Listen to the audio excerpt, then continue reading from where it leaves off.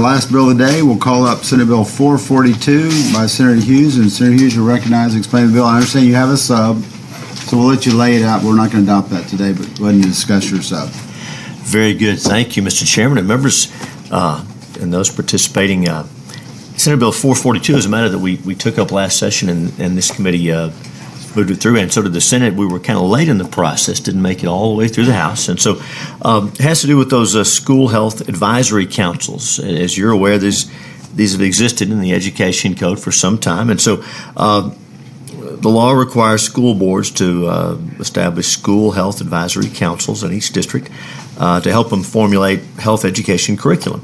And they've got to consider the advice of that council when they select curriculum about human sexuality and related topics. This is obviously an important and sensitive topic, and I think we all agree that parents ought to be aware and informed of what their children are being taught. That's the goal of this bill. We've had some feedback over the past few days, even from the bill last session, and we do have the committee sub that the chairman referred to, and thank you, I will explain it as you asked. The committee substitute does a couple of things. Bear in mind that the school health advisory councils are made up of parents. They're volunteers. And so the intent of the bill is to bring some transparency and some notice. And so the bill as filed would have applied the Open Meetings Act to these councils. We recognize, since they are volunteer parent driven, and since we don't want to increase the burden on the school district to take, important staff time away, the bill before you requires, the sub before you requires, removes the open meetings and public information requirements, and we just put some more targeted transparency provisions in place. So the committee substitute, which at some point we'll ask the committee to consider, will removes the open meetings requirements, but it does put some transparency and openness in the process. We took out some overly broad language that would have also complicated the curriculum review process, and we also made the language more flexible about instructional review. Also made sure copyright protections for curriculum are there. So really, it's about transparency and parent participation as they formulate policy, especially in a sensitive area like this. That's the goals. Those are the goals of the bill, and we think this gets there. And we ask for your favorable consideration. I'll yield for your questions. All right. I think we're getting copies of the subs here. It's in the back. Thank you. Senator Menendez, you had a question? Yes, thank you, Mr. Chairman. The sub is 9 pages long. It is, and the since we didn't want to adopt, again, we thought it was a better idea than saying the Open Meetings Act applies. There's a whole lot that comes along with that, and this is a volunteer committee made up of parents largely. Thank you. And so instead, we tried to go in and target this and tailor it to what this committee is about and not apply everything soup to nuts from the Open Meetings Act. So that took a little time to go into detail, and obviously this is a work in progress and subject to this committee's input in the whole Senate and all the stakeholders. So one of the questions I have is, and I think this may have been in the original, I'm not sure if you have it in the sub, does it still call for scheduling speakers months in advance? That's let me look at the details, but that is some of the flexibility we tried to include in the sub to get away from stuff like that. And the committee may recall this bill as filed. Let me jump back to last session. So now I'm speaking beyond the scope of this sub, but just talking about the treatment of this issue. The originally filed bill last session came to us as a result of there were parents that were concerned about particular curriculum. And so the original bill was going to put some prescriptive stuff in place, increase the power of the commissioner, but we realized quickly a better approach was to take the School Health Advisory Council, which already exists in statute, and again, it's about involving parents and local standards. That's what this is about. So let me look and see about the details on the sub. I believe we took out some of the stuff you're talking about as far as those specific notice requirements.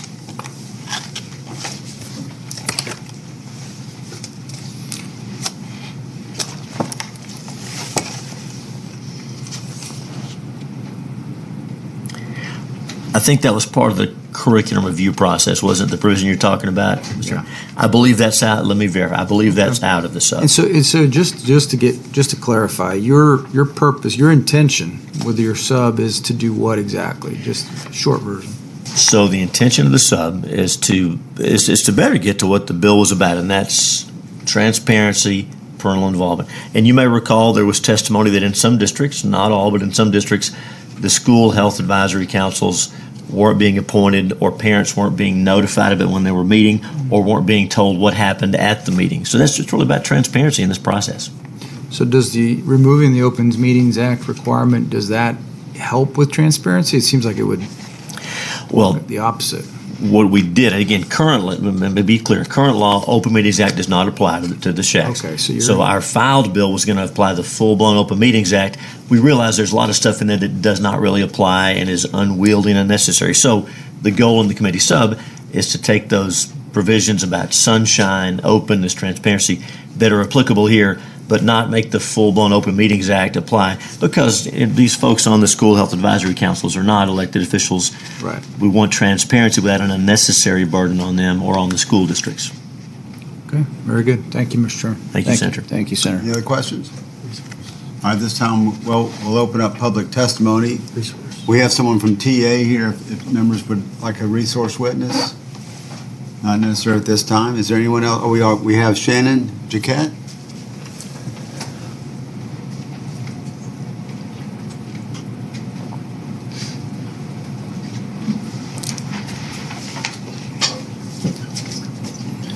With the Texas Catholic Conference of Bishops. Yes. You would introduce yourself for the record. Hello, good afternoon. My name is Shannon Jaquette. I am the Policy and Education Analyst for the Texas Catholic Conference of Bishops, and I am testifying in support of Senate Bill 442. As the primary and principal educators of their children, parents have the right and responsibility to impart their values in all aspects of their children's education, particularly regarding human sexuality, which addresses questions about the fundamental nature and purpose of the human person. The state's role is secondary and serves to assist and support parents in educating their children. SB 442 will vastly improve parents' ability to determine what, if any, human sexuality instruction is provided to their children by public schools. Making public the minutes of every meeting of the local school health advisory council and requiring shacks to hold public meetings that allow for public comment empowers parents to participate in the process of adopting curriculum that aligns with their values and ensures that the values of local communities are respected. For those parents who are overburdened with the responsibilities of work and child rearing and who may not have the time to engage in this process, which, let's be frank, describes most parents, this bill requires that parents be informed of the dates that human sexuality instruction will be provided and a detailed description of the content. It also requires that curriculum materials be posted on the district website and allows parents to request a copy through email. These provisions are a substantial improvement to current statute and enable parents to make an informed decision and, if necessary, opt their children out of human sexuality instruction. Pope Francis writes in Amoris Laetitia, The Joy of Love, the state offers educational programs in a subsidiary way, supporting the parents in their indeclinable role. Parents themselves enjoy the right to choose freely the kind of education which they wish to give their children in accordance with their convictions. Schools do not replace parents, they complement them. We believe Senator Hughes' bill acknowledges and respects this, and we support SB 442 and urge you to pass this bill. All right. Members, any questions? Thank you very much for being here. Thank you. Thank you for being here. Thank you so much. We have Mary Castle with Texas Values. Do we have an overflow room? There is an overflow room, yes, sir. Do we know if anyone's in the overflow I room? think I saw her in there earlier. She may not be spending some time ago. There she is. Okay. All right.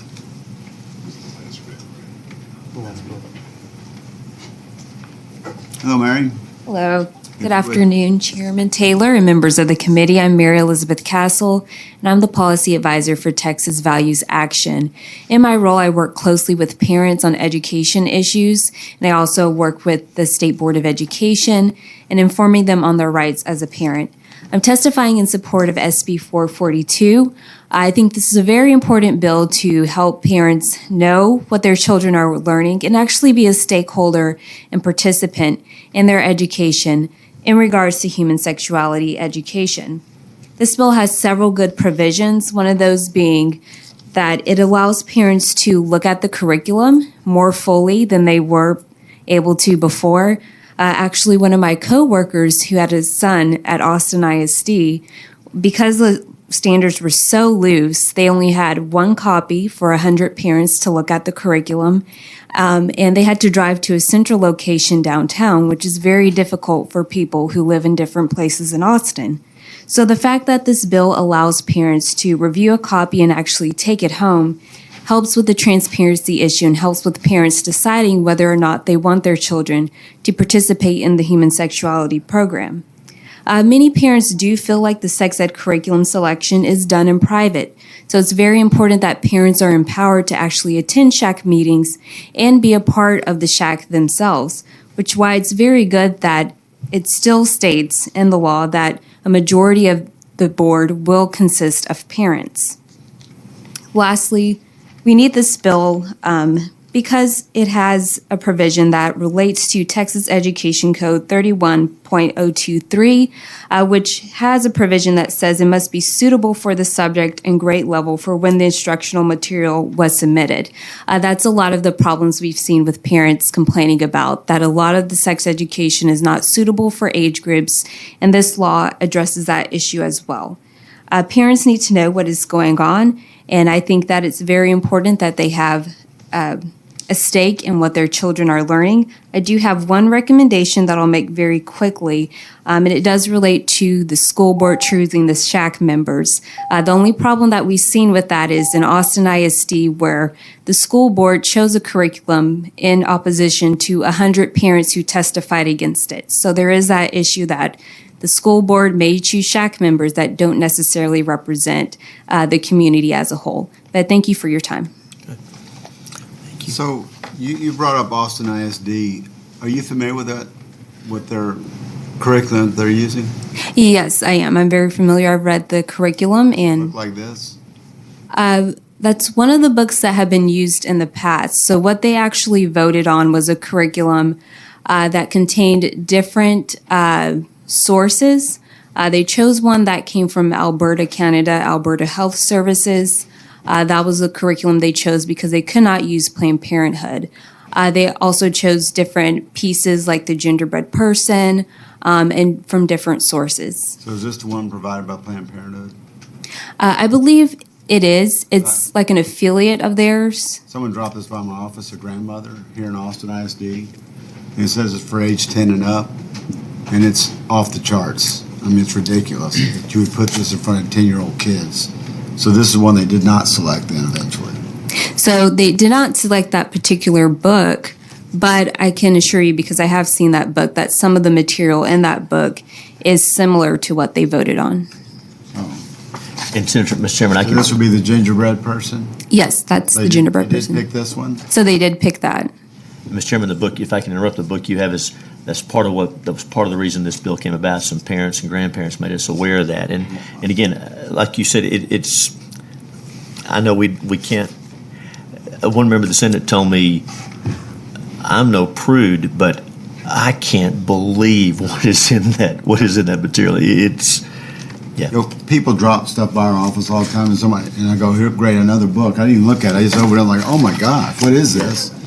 And then about that time, one of my staff people walked in. That's a curriculum that they're using for, I think they said 7th and 8th graders, which is, 10, 11, 12, 13-year-old kids. And it's not suitable for those kids. It's like they went out of the way to, in some of these drawings and things to make it, it's just off the charts. So anyway, I was just curious if that was factual, if that's what they'd adopted, because I have a real problem. I'd be happy to let the other members of the committee look at it. Apparently, I have a copy of it now. Thank you for your testimony. Members, All have right, any thank you. questions? Thank you. All right, thank you. Lori, not at home, we pronounce it Kirkendall, but. Yes. That's why you pronounce it as well? all right. Growing up in Houston, that's where we pronounce that road. Yeah. Am I giving you copies? You don't see the R, but you hear it, right? You Pardon? You don't see the R, but it's there. It's not right? there. That's You have right. to imagine it. That's right. It's there. Thank you. Those of you from Houston are more familiar with Kirkendall. Yeah, so how do you pronounce it? Kirkendall? Just the same way then, huh? Yes. Thank you. If you would introduce yourself for the record. Yes, good afternoon. I'm Lori Kirkendall. I serve as the president and CEO of Medical Institute for Sexual Health. We are a national science-based public health research and education organization founded here in Austin in 1992. I previously served as executive director of Aim for Success, which is the largest provider of live sex education in Texas. For the last 25 years, I've worked with about 50 different school health advisory councils, and I am in full support of Senate Bill 442. I've seen the need to clarify the role of and strengthen the effectiveness of SHACs and assure that they are compliant with their original intent, which was to provide local control for curriculum recommendations specifically regarding sex education. Last year, I served on 3 TEA work groups and provided invited testimony at the June State Board of Education meeting, specifically focused on the TEKS related to reproductive and sexual health. Given the extended content in the revised TEKS, SHACs are needed now more than ever to make curriculum recommendations that comply with the education code, fulfill the TEKS, and most importantly, reflect the values of the local community of all 1,029 Texas school districts. The SHACs I've worked with are all over the map. On membership, policies, and procedures, a quick survey of the large district where my children attend and the 2 small districts to our west, there's no consistency over what SHACs are doing, how they're functioning, and how they're formed. The language of this bill, as it's written, is critical, including requiring all SHAC members to be appointed by the elected board members and requiring all of the SHAC meetings to be conducted as open and transparent as possible. Especially important is parent involvement, as we've heard throughout today's hearing, and communication with full access and transparencies for all instructional materials. I'm hopeful this bill will allow SHACs to better serve their communities and promote the optimal health of all students and will provide a means of ensuring compliance for all districts. Thank you. Well, thank you, Lori. Thank you for being here. Members, any questions? Thank you for being. Thank you. Thank you very Part of the much. meeting Thank you. Is it Carol Ayala?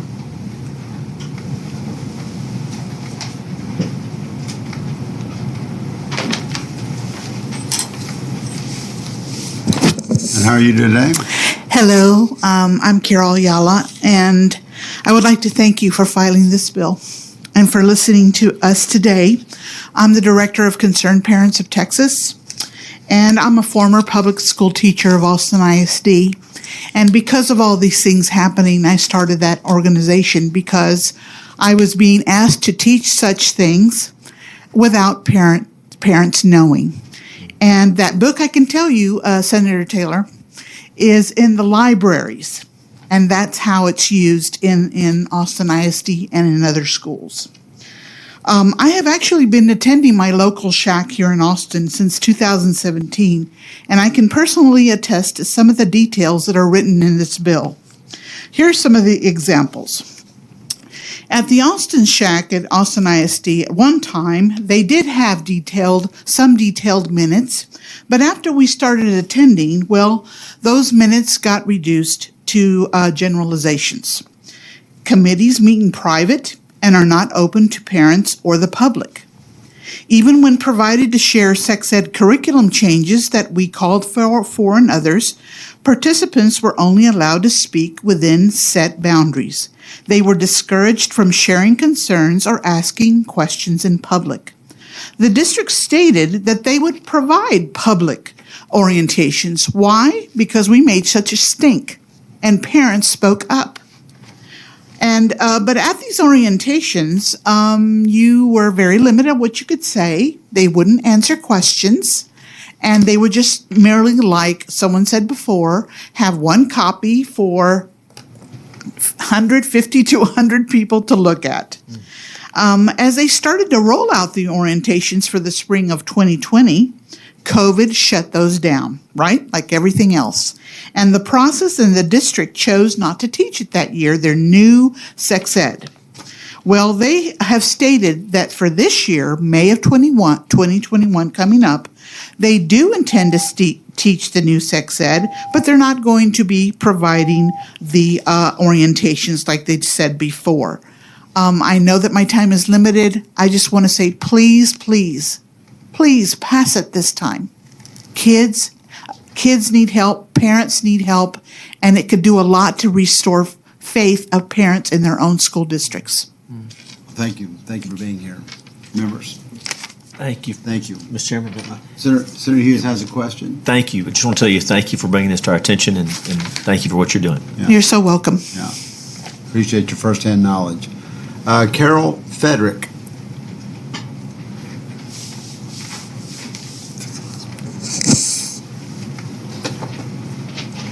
Hello, Carol. Good afternoon. I'm Carol Federick, a resident of Austin with 2 granddaughters who are in Austin ISD, and I'm testifying in support of Senate Bill 442. Thank you, Chairman Taylor, for hearing this bill, and thank you, committee members, for being open to help us find a solution to the lack of transparency of school health advisory councils.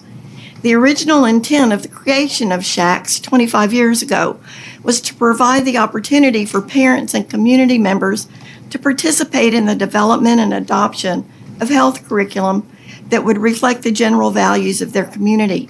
Today, rather than being a valuable tool for parents, SHACs can primarily be a rubber stamp mechanism to advance the material already chosen by an administration that may represent special interest and advocacy groups instead of the majority of parents and the community as a whole. Parents need to know what's being planned for their children, but now by the time parents find out what will be taught in their district, it's too late. SHAC meetings have been held and curriculum's been recommended by the SHAC to the board, who's already committed to adopt the material because it went through the SHAC process without recourse by parents. Sex ed has changed too. It isn't about objective biology anymore. It's about misleading subjective terms with stated goals to change behaviors and challenges values and beliefs. Behaviors, values, and beliefs that often come in direct conflict with those held by parents. In Texas, parents have the right and responsibility to be involved in the education of their children. Those things cannot happen if parents are left in the dark. Transparency is essential, and I respectfully ask you to support Senate Bill 442 and vote it out of committee as quickly as possible. Thank you for your service to Texas. All right. Thank you for being here and sharing your perspective. Appreciate that. Thank you. Any questions? All right, thank you. Is there anyone else here wishing to testify on, for, or against Senate Bill 442? Chair sees none. We'll close public testimony. We'll leave that bill pending at this time. Thank you, Mr. Chairman. And Thank you, members, members. unless there's something